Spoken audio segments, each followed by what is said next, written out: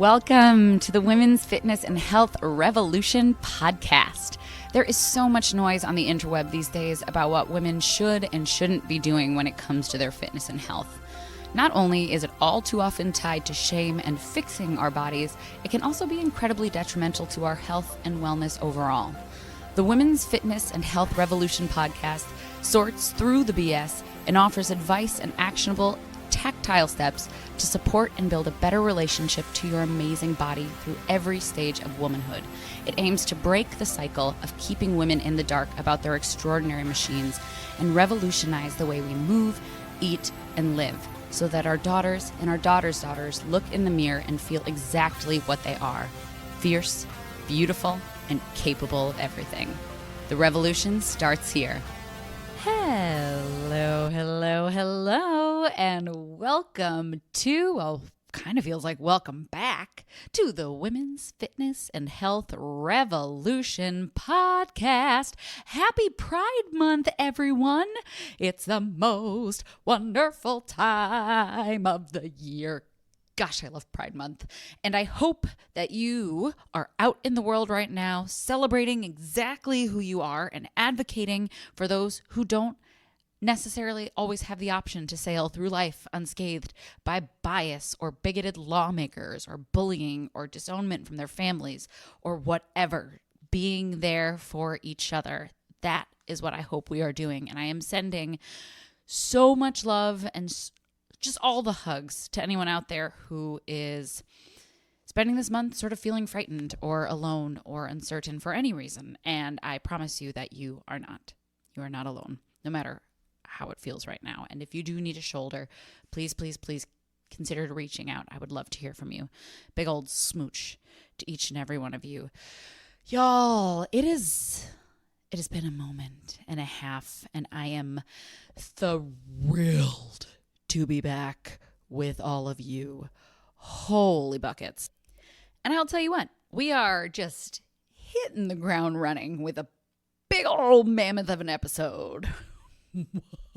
It is going to be the 5 surprising, potentially, reasons that we need to be resistance training in perimenopause. Before I jump in, wow, there are just like 3,500, it feels like, life updates. But like I said, big old nerdy topic coming our way today. So I'm just going to bullet point this. I am freshly back from the beautiful beaches of Greece. By the way, I think Greece is my new favorite country. Just shout out to everyone, because wow, I fell in love. And after Greece, I was in the hustle and bustle of then my favorite city in the world, which is Paris. And no, I am not fully unpacked, and I probably won't be fully unpacked until the next time that I need my bags to travel. But I am ready to talk about women's bodies. And if you are in perimenopause, you know better than anyone that our bodies be changing. So I am super excited to announce that my next life update is that I have officially started my menopause coaching specialization certification yesterday. So yes, I have been studying this stuff for coming on 3 years, ? And now I'm just biting the bullet and buckling down on the certification specialization, because you know what?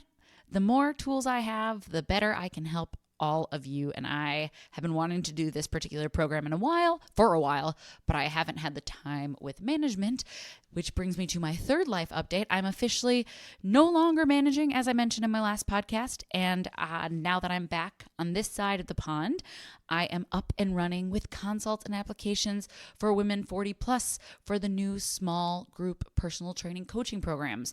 We being me, are going to be primarily working in person within the Twin Cities, but, and I'll mention this again in the outline, but if there is enough interest, I have been toying with, because I have a couple of clients that I love and I'm hoping to reconnect with in Los Angeles. I am considering if there is enough interest, potentially doing a couple of online small group personal trainings. And I'll do an episode in the future about what the heck small group personal training is, but it is, in my opinion, after being in this industry for a long time, sort of the gold standard of training. So just a lot of stuff, but we'll talk about all that later. For now, let's dive into today's topic, shall we?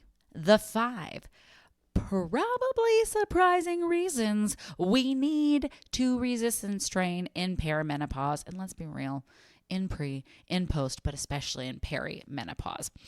Like so much of women's health, chronic, irritating, and oftentimes downright debilitating symptoms in this phase, perimenopause, have been normalized and schlepped off by doctors and other healthcare providers as sort of, welcome to being a woman, ?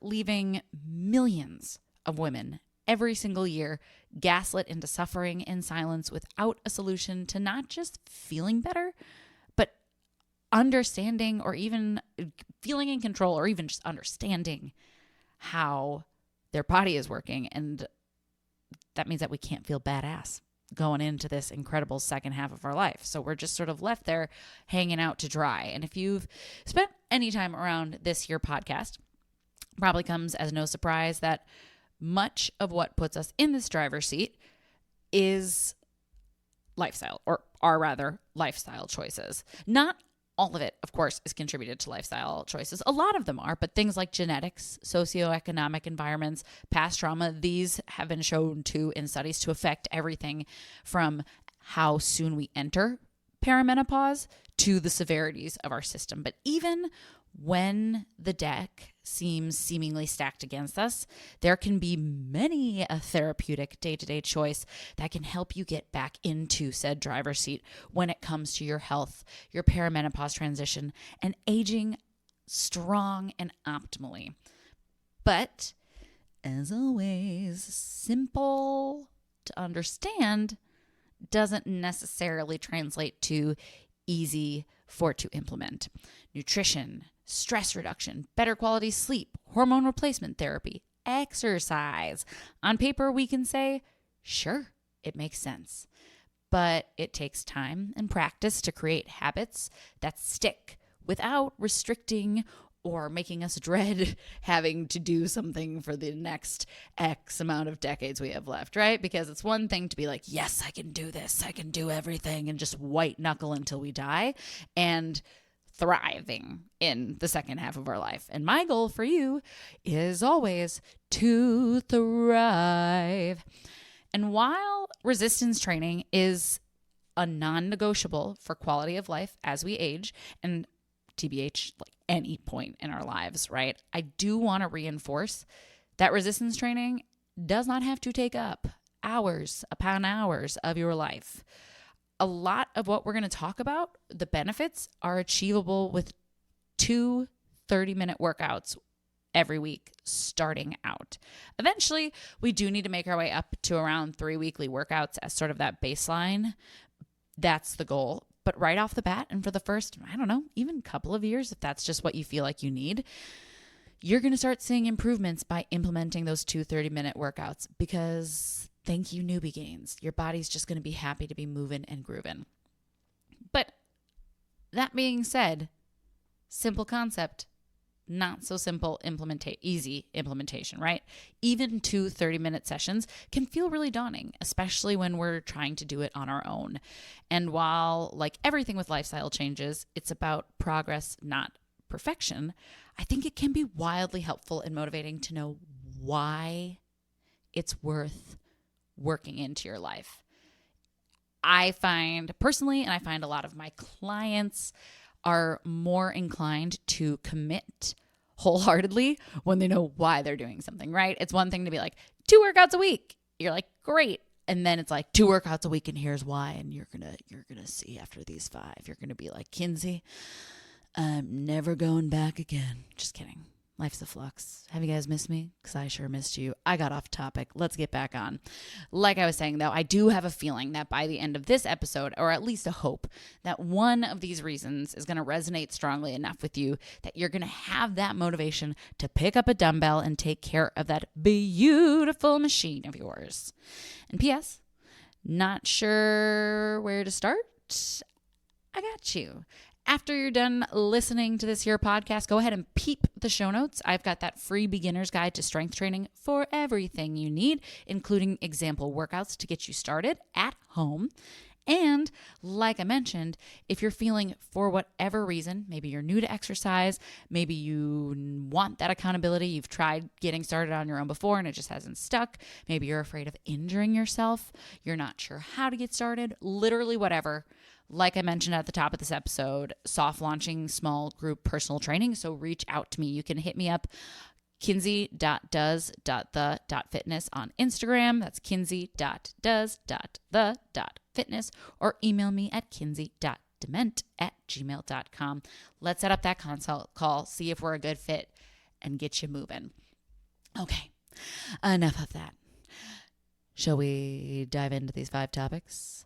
Shall I convince you that everyone, yes, everyone should be resistance training in pre, peri, and post-menopause? In fact, to those of us who have maybe never worked out before and aren't really even convinced yet that exercise is for us, I would argue that this episode is even more important for you. You got this, gorgeous. You and your body and your brain, you couldn't be more worth it. And I should warn you, I said this was a nerdy topic at the top, and this episode is researched out the wazoo, and I will include a lot of the papers and articles and studies that I'm referencing in the show notes. So if you have a free couple of hours and want to nerd out even further, go ahead, go ham. But it will still be fun, I promise. Just loaded with expert opinions and research paper to really drive home the non-negotiable factor that women of all ages, but especially in peri and postmenopause, absolutely need to be resistance training. And here are the 5 potentially surprising reasons that I chose to focus on today, because there are so many, but we only got time for 5.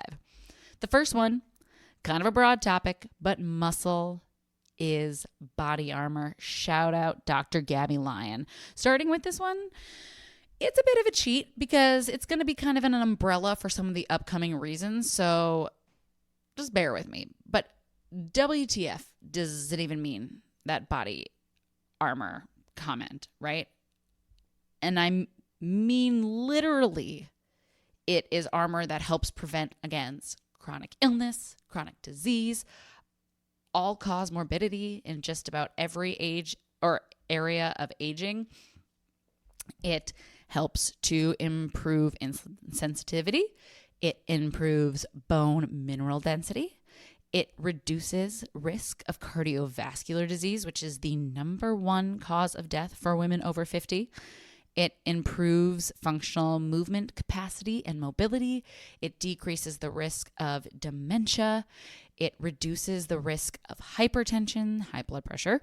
It reduces the risk of anxiety and depression. This is a huge deal and thing that women in peri and post suffer with. Suicide rates increase in this age time, and I don't ever want that for anyone. Again, reach out, please. It reduces cancer mortality risk. It increases our immune system.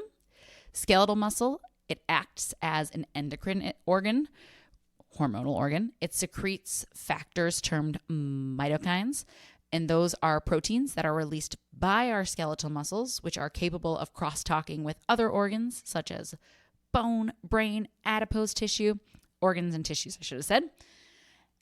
My favorite, well, they're all my favorite, but one of my favorites, independence.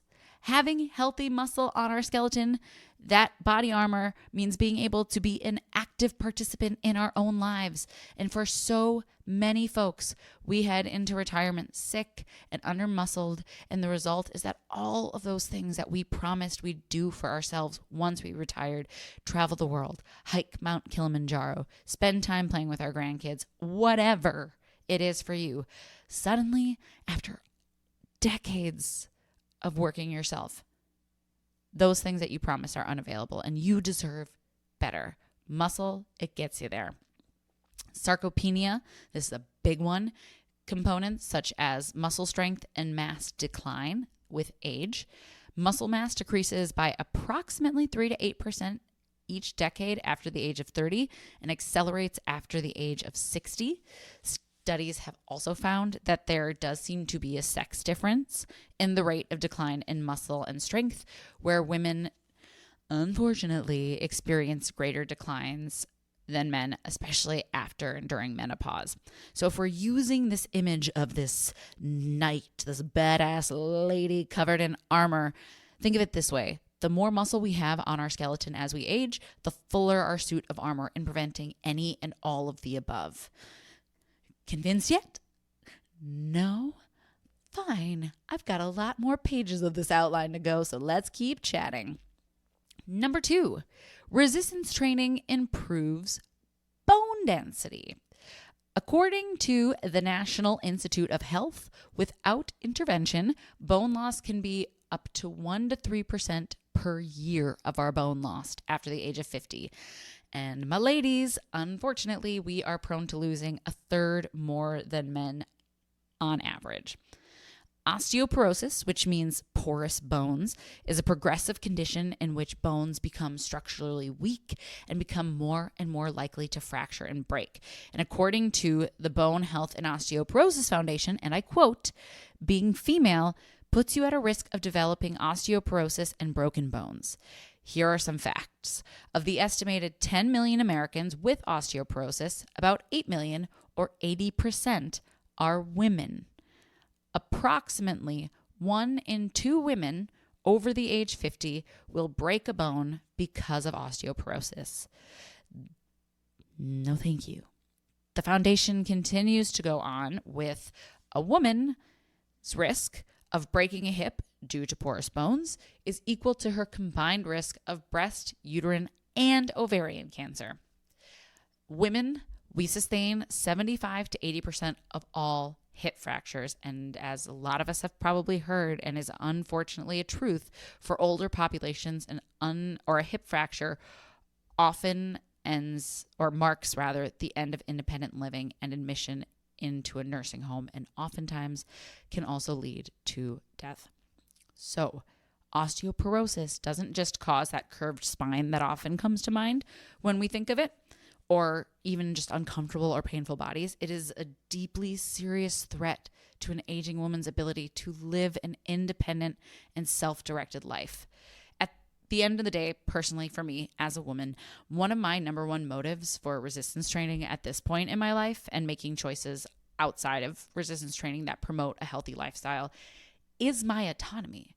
I want the option as I age to live in a house with stairs. I deeply want to be able to travel and be an active participant in my travel when I'm retired. I want to be able to keep working out. Maybe that's not a big one for everyone out there, but for me, that's a big thing. It's a really important part of my life. I want to live at my own home with my husband. I want to be able to walk all of my dogs for miles a day, because when I'm retired, I might have 10 to 40 dogs if my manifestation pans out. I don't want to need help lifting a bag into an overhead compartment or carrying groceries. I want to be able to decide to do something and then be able to do it. And that comes down to making sure that I am keeping my skeleton and the muscles that move it in strong working condition. Estrogen plays an important role in the growth and maturation of bones, as well as the regulation of bone turnover in adult bones. Because fun fact, Our bones, they are dynamic tissues. Bone remodeling is actually the body's way of keeping your skeleton strong and healthy. And this can go both in a positive direction and in a negative direction if we're not moving it. But bone remodeling, it's a lifelong process where if it's going in the positive way, ideally old and damaged bone tissue is broken down and then replaced with new and healthy bone tissue. And that's what's happening when we're resistance training. Studies I've read point to when we are actively taking care of our skeleton, our bodies rebuild and remodel up to 5 to 10% of our skeleton every year. Crazy. Which is why it becomes even more important as we enter to resistance train, as we enter perimenopause and beyond, because our estrogen, especially that precious estradiol, which is the form of estrogen caused or released by the ovaries primarily, it starts to fluctuate and disappear, and our bones become more and more at the risk of osteoporosis if we're not doing anything to maintain that bone mass. Here's the excellent news. Like I mentioned, as with so many menopausal symptoms, there is a helpful cocktail of nutritional support and exercise, and oftentimes HRT, if that's something that's appropriate for you, that can not only prevent bone loss, but actually increase bone density as we age. How about them apples? So, what types of exercise, you ask? You know I love that question. The Royal Osteoporosis Society has this to say about resistance training. When all of your muscles pull, or let me start over. When your muscles pull on your bones, it gives them work to do. Your bones will respond by renewing themselves. This maintains or improves their strength. As your muscles get stronger, they pull harder, which means your bones are more likely to get stronger. Progressive muscle resistance training. Let me say it again for those in the back. Progressive muscle resistance training, lifting weights, is the best type of muscle strengthening exercise for your bones. Music to my ears. Thank you. Thank you. A curtsy to you, Royal Osteoporosis Society. And bada bing, bada booms, just like that, you gots to be resistance training in perimenopause, baby. It is important, I think, to point out that the same paper goes on to say variety is also very good for bones. Doing a range of movements in different directions and at different speeds. So thinking things like pickleball, shout out to my mom, a pickleball champion. Skipping, shout out to me, I'm a good skipper. Jogging, tennis, tap dance, jump rope, dance. Things that have you landing and launching, especially multi-directionally, side to side, back and forth, spinning around. They have great additional benefits because they can create good stress across different directions of impact on your bone, which forces your bone to reformat around that line of stress, which strengthens our bones in a different way. But I do think it's very important here to say that that range of motion, bounding, etc., is in addition to strength training. Okay, that is not a replacement. It's not either or. You got to strength train. That extra bounding is icing on the cake.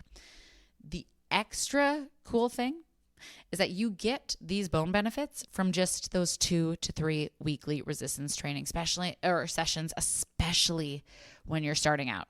So, why else should all my meno ladies be lifting? Let's go. Number 3, muscle increases insulin sensitivity and metabolic health.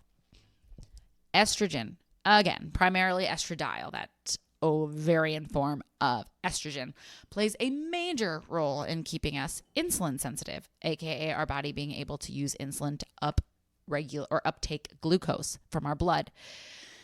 As our levels of estradiol decline, similar to diabetic patients, we begin to develop insulin resistance. Side note, this is partially responsible for why we start to gain weight, or for some of us just carry weight differently in perimenopause and beyond, even though for a lot of folks out there, they may be doing exactly what they've always done. So maybe they haven't switched their workout, they haven't switched their nutrition. It's always worked for them. And then suddenly it just stops working. And yeah, that does happen for a lot of us, even those of us in the fitness industry. And double side note, hormonal imbalances that occur due to conditions like PCOS also play a similar role to insulin resistance and weight gain. And while this is definitely not my area of specialty, I do think it bears addressing that leaning into building and preserving lean muscle tissue could be a huge benefit for ovulators in this category as well, especially when we think about coming out of our fertile ages with PCOS and transitioning into perimenopause, sort of lessening those symptoms and really preparing our bodies better and better, because you deserve to feel amazing. And there's been studies, again, not my specialty, that shows that these lifestyle factors can also help with things like being able to have a baby, because sometimes that isn't available for everyone and we need to make these adjustments. Anywho, if you're all like, Kinsey, I don't give an S about losing weight, let's just keep moving. First of all, I love that for us. I am a big proponent of not thinking about exercise in terms of how to get smaller, but in terms of what I want to do with my body. However, insulin resistance, weight gain, or not, is a major issue that has a lot to do with our health and optimizing our bodies and brains overall. And I want you to thrive for the rest of your life. So we have to talk about why stabilizing your blood sugar is essential for a healthy and optimized body and brain. And honestly, Erin Holt, you know I love her, functional nutritionist. She does a lot of really great podcasts in the past about why it's important and about how to stabilize. In a research paper titled The Role of Skeletal Muscle in Insulin Resistance and Glucose Uptake, they found that pre-diabetic individuals, pre-diabetes is a result of insulin resistance, they have a 50% chance of developing type 2 diabetes within 5 years of diagnosis. And they're also at a higher risk of developing other metabolic disorders such as cancer, cardiometabolic complications, neuropathy, and sarcopenia that can ultimately lead to death. So I don't give an F if you're looking to get snatched or not. I don't want any of those things for even my worst enemy, let alone my clients and the people I love. Skeletal muscle, one of the many beautiful byproducts of weightlifting, is essential for glucose clearance. After eating, glucose is absorbed into our bloodstream, and to regulate blood sugar levels, insulin stimulates the uptake of glucose into the cells, like a little key into a lock, primarily into skeletal muscle, which is responsible for up to 80% of the glucose uptake post-eating. That paper that I referenced a second ago goes on to say that aging, defined as 40 to 50 years of age and beyond, of the human skeletal muscle manifests as a gradual decline in mitochondrial function, the powerhouse of the cells, and reduced muscle mass, losing muscle, also known as sarcopenia. Aging is also a major risk factor on its own for type 2 diabetes, in part due to the muscle dysfunction of sarcopenia. So they find a causation between muscle loss and developing type 2 diabetes as a result of an aging mechanism. This age-associated muscle dysfunction can also be exacerbated by type 2 diabetes and other diseases, a phenomena known as secondary aging. So now we have this little aurora boreas here, right? It can cause type 2 diabetes, or muscle loss can cause type 2 diabetes. Type 2 diabetes can exacerbate muscle loss. The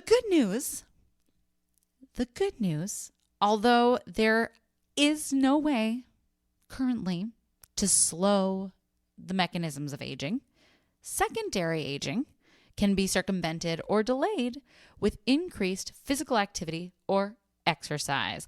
Bada bing, bada boom. There it is again. And let's just go ahead and end this one on just a hella nerdy note. buckle up or maybe tune out, whatever works best for you. Skeletal muscle, as I referenced in the muscle armor or body armor section, it's an endocrine organ, aka it produces and secretes hormones. Among these hormones are interleukin 6, a cytokine that's known for its insulin-like effects on glucose metabolism. So it increases insulin-stimulated glucose uptake and fatty acid oxidation. Interleukin 8, which responds to inflammation within the body. Interleukin 15, a growth factor that can have anabolic effects, aka a building effect on our skeletal muscle. So it increases skeletal muscle and decreases adipose tissue, aka fat mass. It's also crucial for the development and activation of T and natural killer cells, so our immune system. Another one called irisin, I might have said that wrong, sorry to all my docs out there, which is released by skeletal muscle during exercise. It plays a role in fat browning, improves glucose metabolism, and maintains musculoskeletal homeostasis. And myonectin, a protein that is highly expressed in skeletal muscle and is involved in muscle growth and repair. These muscle myokines, hormones, are regulated by exercise and contraction. So these hormones, their responsibilities go beyond insulin sensitivity even, and they're involved in a complex network of interactions between our skeletal muscles and other tissues that affect and optimize our muscle health, obviously, but also our metabolism and our immune responses, which we'll talk about in our very final one. I'm not going to spoil it yet. But the point is that science lesson is done for now. I told you we were going to get nerdy, okay? And no, I do not have those memorized. Like I said, thank goodness for research papers and people out there who are smarter than me. Because, yeah, I read about them, but I couldn't recall them. Numero 4, resistance training improves cognitive health. This is another big one for me personally. We've got some Alzheimer's in our family line, and it is just one thing that I am, especially as I make my way up towards 40, getting more and more aware of the things that I can do to take care of myself around. According to the Alzheimer's Disease International, there were over 55 million people worldwide living with dementia in 2020. And this number is estimated to double every 20 years. While genetics can play a role in cognitive decline, there is overwhelming evidence, I feel like more and more that comes out every year, that suggests that lifestyle factors can control for a healthy, functioning, aging brain, optimal brain function. An umbrella review, which examined 24 meta-analyses covering 109 primary randomized controlled trials, or RCTs, kind of like one of the gold standards. Meta-analysis is a gold standard, especially when it's randomized controlled. They had more than 11,000 healthy participants. It revealed that almost all studies in this reported positive and significant overall effects of regular exercise on cognitive function. I'm just going to say that again. Out of these 11,000 healthy participants, the study revealed positive and significant overall effects of regular exercise. Not every single day we're working out, just consistent exercise on cognitive function. Physical activity's physiological and cognitive benefits range from improved blood flow regulation to the brain, big deal, reducing inflammation and oxidative stress of the brain, again, a huge deal, especially when we're talking about brain fog, and promotion of neuroplasticity, or the brain's ability to restructure and learn, remember, etc., and neurogenesis, the brain's process of gaining new neurons. So ready for your nerdy section of this portion? Again, sit down or feel free to skip. A paper published in the International Journal of Molecular Sciences states that emerging evidence indicates that sarcopenia, that loss of muscle, is associated with the increased likelihood of cognitive impairment and hence the development of dementia. So studies are showing, just to like make this make sense, when we lose muscle, the likelihood of getting dementia goes up. And remember back at the top that we are losing muscle as we age after the age of 30 from anywhere from 1 to 8% every 10 years. So we're losing a lot of muscle. And if we're not combating that, our likelihood of dementia goes up, up, up. But contracting muscle, which is what we do when we resistance train, is a major source of neurotropic factors. And those are proteins that play a crucial role in both developing and maintaining our nervous system and also influencing that neuroplasticity, which is essential for learning and memory, including brain-derived neurotropic factor, which regulates synapses in the brain. Furthermore, skeletal muscle has an important immune and redox effect that modify brain function and reduce muscle catabolism, which is the muscle breakdown. And I had to look this one up, but redox effect, it's a type of chemical reaction where our electrons are transferred between molecules and atoms. So our brain is it, right? We get one. So we got to take care of her. Not to mention that one of the most significant side effects that women with in perimenopause report are issues with brain fog, which at its core is in fact a cognitive issue.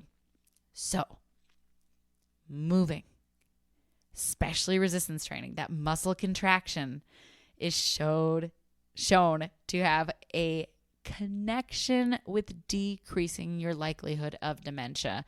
Like I said, for me, that one is a big one and ties into our final one of the day, which is probably going to be the biggest surprise because I feel like I haven't talked about this one a lot, but getting sick is freaking expensive. It costs a lot of money to get sick. Remember, skeletal muscles are not just for movements. They are active participants in our immune responses. Remember that whole muscles are the endocrine organ thing? I gotta say too, I talked about it a little bit on this podcast, but I had this super handy dandy fistula, which at the end of the day is like more of an inconvenience than it was like, oh my God, but it was chronic pain. And when all was said and done, I spent thousands of dollars on a couple different doctor's appointments to figure out what it was. I had the urgent care who got it wrong. I had the surgical assistant who got it right. And then I had to go see the surgeon who just said the same thing as the surgical assistant. And all of those were with my insurance, $250 a piece. Then we got into pre-ops where I think I told the story of them just totally getting it wrong when they sat down with me saying they had to remove my uterus when in fact the fistula is in my bum pipe. That one cost $600. Then I had MRIs. Then I had the surgeries. Then I had the post-surgeries. And like I said, just for this tiny little thing that was, again, at the end of the day, an inconvenience that I really wouldn't wish on anyone, I spent thousands of dollars just for that. And that's just one thing. Illness is expensive, and I had good health insurance. Just some things weren't covered. I had hit my deductible, just everything, right? So when we are building our muscles and actively taking care of them and contracting them, we are boosting our immune system. And as we enter into perimenopause, whether it's loss of estradiol, increased inflammation, we just become far more prone to medical conditions than when we were in our reproductive years. Insulin resistance, heart health, again, number one killer for women. We start to become more prone to heart attacks and chronic heart issues in the way that men are. Chronic inflammation and pain, all of it. Obviously, nobody likes to get sick. So you might be like, yeah, that sucks, but like, whatever, I get sick or whatever. But as we age, staying healthy pays off. Literally. I did some research because I already knew this, but I hadn't really seen numbers behind it. And there were some pretty darn staggering statistics about healthcare spending for older populations from the Center of Medicare and Medicaid Services. So I'm just going to read some of the ones that kind of knocked me on my butt.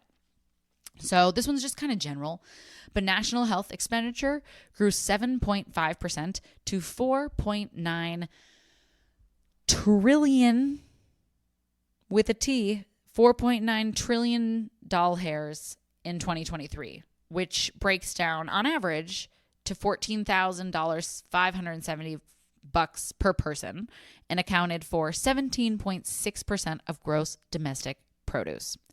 So that's just average. So let's talk about what it looks like skewed by population. Next fact was per person, personal healthcare spending for the 65 and older population was $22,356 in 2020. $22,356 in 2020. Remember that first fact where I said that health expenditure went up by 7.5% in 2023? So if average population of 65 and older were paying $22,356 in 2020, it's a heck of a lot more now. That is over 5 times what you spend per child and over 2.5 times as much as you spend per working age person. And again, that stat is in 2020. Next one was older adults, age 65 and older, are the smallest population group in this data, but they make up about 17% of our population, but they accounted for approximately 37% of all spending in 2020. So 17% of the population pays 37% of all spending. Per person, females paid about 14% more than men in 2020. Again, I don't know about y'all, but my plan is not to work my whole life, save all that money, and just put all that money into managing illnesses, right? Not even fixing them, but continuing to band-aid oftentimes with things that make something else hurt, right? So we take a pill for our blood pressure. Now we need a pill for our heart. Now we need a pill for our gut. Now we need, right? It's just little band-aids that don't actually solve things. We just continue to pay more and more and more. And I know this one can come off as harsh, but I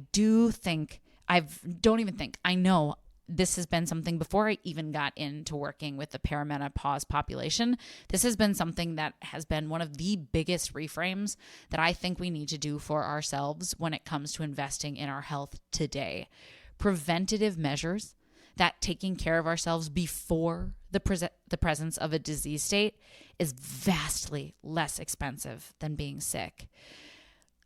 I mean, let's go ham, right? Let's just say we're paying like top shelf trainer. We're rocking about $12,000 a month for personal training. That at the end of the year is still only $14,400 versus the $22,356 65 plus was paying 5 years ago. So now we know it's far more significant. So you're still saving a butt ton of money.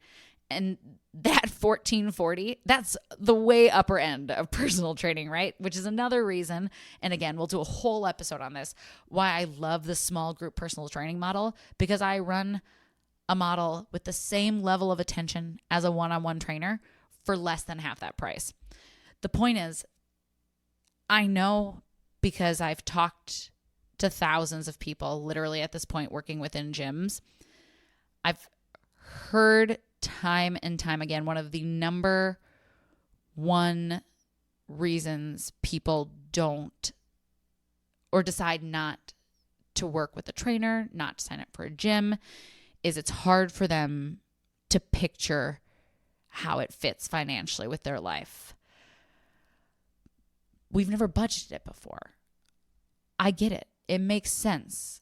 And I've never been the person who feels super comfortable being like, well, have you ever bought a car? When you bought your car, did you just skip your monthly payments or did you figure out how to do it? Did you have a kid?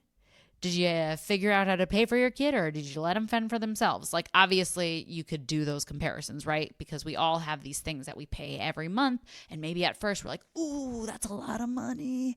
But then suddenly, like, 3 months pass and now we just pay it without even thinking. We have it on auto pay and it just comes out and we're like, meh, right? So fitness is on the lower end of those sides, in fact.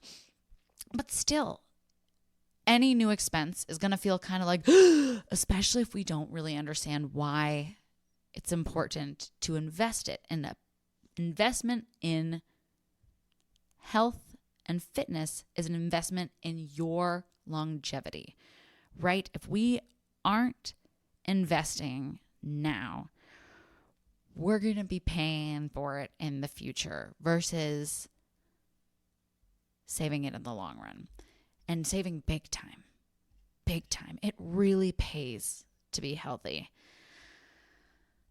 So, again, this is just something that I'm incredibly passionate about. And having gone through, like I said, even just a little thing that luckily isn't even chronic. Like if I had to go and pay this fistula payment even once a year, I'd break my bank. You know, it's one of those things where it's very expensive to be sick, even when we are insured. And I don't want you having to use your hard-earned retirement savings, the money that you saved to do what you dreamt of when you had the time to do it, to have to put in to being sick, right? I want you to have a body where you are strong and able to actually participate and enjoy what you always dreamt of doing. So yeah, I do get passionate about that one. And like I said, I get it. I totally get it.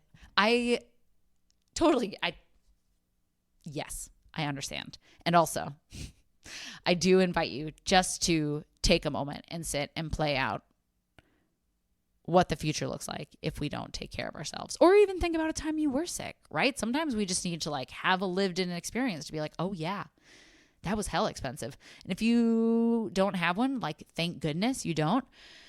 Think about a time your kid or your pet was sick. Until this year, pretty much every year since I've had Potato Chip, my crotchety old man chihuahua, I have spent too much money on his vet bills. And you know what? Worth it every time. But it's expensive when he's sick. It's just as expensive when we're sick.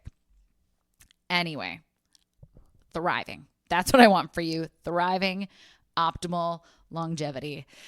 And that's it. That's my fifth one. So, and that one on a soapbox, but you know me, I love a box and I love soap. So up I climb. There are so many more reasons to resistance train in perimenopause and beyond. Among them are regulating and easing over those 100+ perimenopause symptoms, from hot flushes to that brain fog we talked about, to irritability, helping with mood and sleep regulation, feeling strong and beautiful, autonomy, like I mentioned at the top, just so many. And bonus, you deserve to feel amazing in your body at any age. Before I left on my Euro trip, one of my favorite things happened. I have a client in her 40s with 2 teenage kiddos, and she came up to me and asked, and I quote, "Can I share something kind of embarrassing with you?" And I was like, heck yeah, embarrassing is my jam. But then she proceeded to tell me that she went on vacation with her family and wore a bikini for the first time since her 20s and felt awesome doing it. And first of all, I was super bummed, because that is not embarrassing. But for real, I was freaking thrilled. It is not embarrassing. I was thrilled. This is the shiz that I live for. You get one brain. You get one body. Why not feel incredible and confident in your amazing machine? If you're like most women I've worked with, and honestly, most people I've worked with, you've spent a lot of time in your body really just beating it up. I know I have. Shoot, sometimes it still comes up, and it just, such a big topic. It just sucks that we spend so much time inside this machine of ours picking it apart and saying awful things about it and feeling embarrassed to be in a bikini or feeling embarrassed to put a dress on or just using our jeans as a measurement of our worth. We just spend so much energy and so much time tearing ourselves down when the world does enough of that. We get to be our advocates. And I know it seems like it could be a little woo-woo, or maybe you're like, how could it possibly? But when we take care of ourselves, there is real integrity that we start to develop. When I got sober, one of the things that I learned from my amazing sponsor was we create self-esteem through esteemable acts. So we don't create self-esteem by making $1 million trillion. We don't create self-esteem by getting skinny. We don't create self-esteem by having all the things we think we wanted. We create self-esteem by doing things that are esteemable, by being there for others, by taking care of ourselves, for taking care of the loved ones in our lives, for doing something randomly kind, for smiling at a stranger. Every time we drop this tiny pebble of esteemable acts into this jar, and that includes showing up for yourself, changing the way we talk to ourselves, taking care of it in movement and nutrition and meditation, whatever it is you do, we slowly over time rewire the way that we see the world and rewire the way we see ourselves. And I want this for all of us. So this incredible client of mine, she didn't do everything all at once, right? She didn't work out every single day and eat 1,200 calories and whatever, 75 hard, yada, yada, yada. The best part is she just did what she could and stayed consistent. She stuck to 3 workouts a week. She increased her protein to over 100 grams a day most days, not every day, but most days, and was consistently getting 10,000 steps. And maybe right now, not all 3 of those are possible. That's okay. Pick one. Pick one to start with. If you're listening to this podcast, fingers crossed, maybe it's that resistance training. But honestly, I'll take any of them. We all deserve this. We all deserve to feel amazing in our bodies. Not because we've changed them drastically, but because we've built a relationship to ourselves where we look in the mirror and go, hell yeah, I'm freaking amazing. And it doesn't matter what anyone else says, because it doesn't. Their opinion of you doesn't matter. And honestly, if anyone has anything negative to say, we're all adults here. We know what's going on. Bullies aren't bullies because they're happy. Bullies are bullies because they are broken inside. So, you, baby, and I hope you choose loving kindness. Okay. Obviously, I didn't have any of that written down, so it's just been a soapboxy kind of day. Let's recap, shall we? While there are roughly a bajillion reasons to resistance train in peri and post and heck pre-menopause, the 5 we talked about today were 1, muscle is body armor. 2, it improves your bone density. 3, muscle increases insulin sensitivity and metabolic health. 4, resistance training improves cognitive health, aka your brain. And 5, muscles boost our immune system, and ain't nobody got time to spend all that money on being sick. So what do you say? Are you ready to start that journey to better your health and better your life? Because our next installment in this series is going to be going over ways to start resistance training in perimenopause. And yes, that includes if you've never done it before. In fact, I'm the most excited to get that started. I'm the most excited to get anyone started. Let's be real. But if you are rearing to go right now, right, meow, if you will, carpe that diem, girl. Next episode may or may not be part 2, TBH. I might do a little smaller episode just to kind of break these up for digestibility, but maybe it will be. You know me. I plan ahead, but only so far. Did I mention my suitcase? Point is, if you're like, I got to get started now. I love this. Go into the bio or the link or whatever it's called underneath this episode. Download the free beginner's guide to strength training. It comes complete with home workouts and information. It educates. Or, like I said, drop me a link. I actually am checking my DMs now. I got home. Today was my first day, and I'm going to be on top of it. DM me on Instagram, kinsey.does.the.fitness, or email me at kinsey.diamond@gmail.com. Let's set up that free consult, and we can learn more to see if small group personal training is a fit for you. And in the meantime, If you found today helpful, it would truly mean the world to me if you shared the podcast and took a second to rate and leave a review. I know your time is precious, absolutely, which is why it's all the more meaningful that you take the time. If you have anything less than 5 stars, maybe just hit me up directly and let me know what you'd rather see. Means a lot to have that rating because that's how it gets out to people. And like I said, as always, little grassroots over here, self-sustaining lady. So it's the power of you listening that helps to get this out to more women who are doing their best to navigate this time of their life. Thank you. Thank you. Thank you in advance for doing that. And thank you so much for taking the time to listen and learn. I cannot wait until next time. And now that I am out of the management phase and into this small group personal training phase, we are going to be regular with the podcast yet again. And I am pumped. Cannot wait. Until then, take care of you. You and your body are so stinking worth it.